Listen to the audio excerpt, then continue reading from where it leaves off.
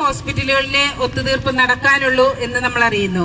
ആ 3 ഹോസ്പിറ്റലുകളും അതിരൂപതകളുടെ കീഴിലുള്ള അല്ലെങ്കിൽ രൂപതകളുടെ കീഴിലുള്ള ഹോസ്പിറ്റലുകളാണ്.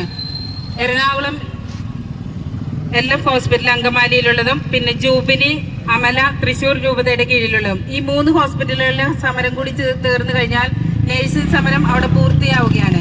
എന്നിരിക്കെ വാശിയുടെ പുറത്ത് ഇപ്പോൾ രൂപതയിലെ അല്ലെങ്കിൽ നമ്മുടെ മാനേജ്മെന്റ് അധികാരികൾ എടുക്കുന്ന ഈ തീരുമാനം വളരെ പരിതാപകരമാണ്. നമ്മൾ ഇന്ന് ഇവിടെ കൂടേണ്ട ഒരു സാഹചര്യം ഉണ്ടായിരുന്നു. ആ ചർച്ചയിൽ സമ്പൂർണ്ണ പരാജയം എന്ന് തന്നെ പറയാം. കാരണം ഞങ്ങളുടെ മാനേജ്മെന്റ് ഞങ്ങളോട് പറഞ്ഞിരുന്ന അതേ വചനങ്ങൾ അതിരൂപതയിലെ ആളുകൾ വന്നിരുന്ന് പറയുമ്പോൾ ഞങ്ങൾക്ക് അല്പം വേദനയുണ്ടായി. ഒരാള് ഞങ്ങളോട് പറയുന്ന കാര്യം അല്ലെങ്കിൽ ഒരാളെങ്കിലും ഞങ്ങൾക്ക് വേണ്ടി സംസാരിക്കാൻ ആ ഭാഗത്തു നിന്നുണ്ടായിരുന്നെങ്കിൽ ഞങ്ങൾക്ക് ഇന്ന് ഇവിടെ നിൽക്കേണ്ടി വരില്ലായിരുന്നു. നമ്മളുടെ ഈ സമരം തുടങ്ങിയിട്ട് ഇന്ന് 24ാമത്തെ ദിവസമാണ്. തെരുവിൽ ഇരിക്കേണ്ടി വന്നത് വളരെ ഖേദകരമായ ഒരു കാര്യമാണ്. സഭയുടെ കീഴിലുള്ള ഹോസ്പിറ്റലുകളിലെ എല്ലാ സ്റ്റാഫ് നഴ്സുമാരും അവരുടെ കുടുംബാംഗങ്ങളും നമ്മളുടെ സമരപ്പന്തൽ സന്ദർശിച്ചിട്ടുള്ളവരാണ്. ഇന്ന് 5ാമത്തെ ദിവസമാണ് നിരാഹാര സമരം LF ഹോസ്പിറ്റലിന്റെ ഫ്രണ്ടിൽ നടത്തപ്പെടുന്നത്.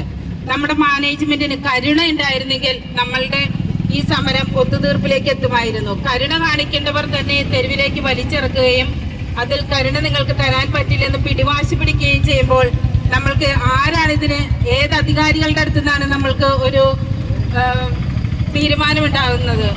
നമ്മളുടെ അധികാരികളോട് ചോദിക്കുമ്പോൾ അധികാരികൾക്ക് പറയാനൊന്നുമില്ല. അവർ പറയുന്നത് നിങ്ങൾക്ക് അല്പം കൂട്ടിത്തരാം, ഈ ഹൈക്ക് തരുന്നത് എത്രയാണ് അല്ലെങ്കിൽ എത്ര എമൗണ്ട് ആണ് അല്ലെങ്കിൽ അതിന് ഈ വർധനവ് എന്തോരം ഉണ്ടാവും എന്നൊന്നും നമ്മളോട് പറയുന്നില്ല.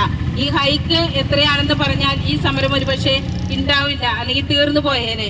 ഇവരെന്തുകൊണ്ട് ഈ പിടിവാശി കാണിക്കുന്നു അല്ലെങ്കിൽ എന്തിനു വേണ്ടി ഈ പിടിവാശി കാണിക്കുന്നു എന്നുള്ളത് നമ്മൾക്ക് പൊതുജനങ്ങൾക്ക് എല്ലാവർക്കും അറിയാം.